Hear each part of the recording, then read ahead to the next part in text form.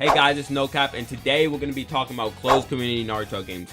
Now, closed community games are usually only able to be accessed by joining the Discord, typing or like chatting or inviting people to it to get access to the game, or by paying to get into the game. These are usually the two main ways to get into the game, right? Now, the main reason why I'm saying this is because I just want you guys to get a general idea, but closed community Naruto games are usually the best Naruto games you're ever going to find on Roblox. Because respectfully, if we look at games like Shindo Life, come on. I don't even know how people still play that game. I guess it's just kids, because I don't think anybody over the age of 13 can say Shindo Life. Like, you be going and say, hey, you guys want to hop on some Shindo Life? Because that game is respectfully just, hey, when I admit it in 30 seconds in, so I can't say what I was going to say, but y'all get the gist. That game is Blox Fruits, but Naruto. Now, closed community games usually aren't about bandit beating or just doing mindless like tasks. They revolve around the community, so it makes it a lot better. There's a lot more to do, and I feel like that's the only way to do a Naruto game. But even though, you know, it's kind of is the only way to do a Naruto game, problems still arise, because at the end of the day, it's Roblox. So the first game I want to talk about when it comes to this topic is Wukashi. I was gonna talk about Wukashi, but I haven't played it, so we're gonna send that to the last bit of the video. The video I want to talk about, the game I want to talk about, is Naruto Infinite 2. See, my main problem with Naruto Infinite 2 is that it's insanely hard to get into. And because of its difficulty to get into, people have made copies about this game. Like, just look. All these games that are showing on screen right now are copies of Naruto Infinite 2, which is crazy work. At least I would say that if the game was insanely hard to get into. You know, Naruto Infinite 2 has, you know, reputation for insanely hard to get into, which is why people make these copies. I still think making copies is a scummy thing to do, and you should stop being fucking lazy and actually learn how to make your own game. Cause copies, hey, I'ma just say it now, actually, they usually aren't successful, but some games are semi-successful because their community are bots, and they just eat it up no matter what. I mean, hey, Blox Fruit has players. That's proof that anything at this point can get players, right? Now, because it's so hard to get into Naruto Infinite 2, their community is cooked. I'm not gonna lie. You got the people that make videos and do art, which is respectable. Those people, they're actually not cooked. Hey, what you do, keep it up. Because they make some pretty good art, and some people actually be cooking in the videos. But then you got three types of the degens of the community. You got the chat grinders who joined 12 days ago and have 18k messages and haven't took a shower the day they logged into the chat. And then you got the people who start snitching on other people who break the rules in hopes that the devs or admins will notice them and for them to get a chance to get into the game. Which, hey buddy, you're in a little too deep, don't you think? And then you got the glazers. And these guys, I honestly hate them the most, because they try being nonchalant about glazing the admins or owners in order for them to get a chance in the game. They'll probably agree with everything the admin owner says. They'll ping them, like the second they see them in chat, they'll like reply to a message saying, oh yeah, type, or like, how's your day going? Like, buddy, whoa, please, have some shame, have some pride, at least, have some honor, get off the ground. Like, I don't know, bro, the community is starving. You got the respectable people, and then you got people like this.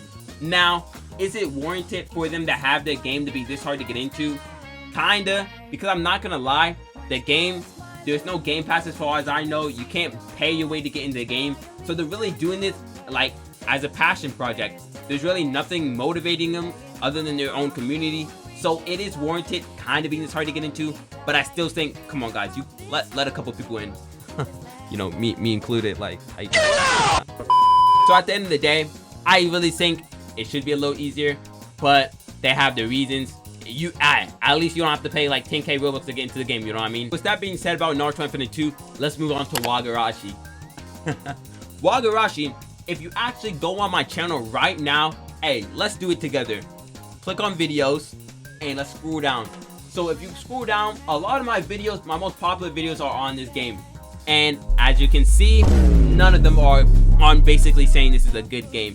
Wagarashi is a copy of NI2, so already you know it's probably going to be a shitty game. Now Wagarashi, I'm not gonna lie, it did have a chance to become a great game, but when you have people the community runs that game. I'm not gonna lie. The devs do not run the game.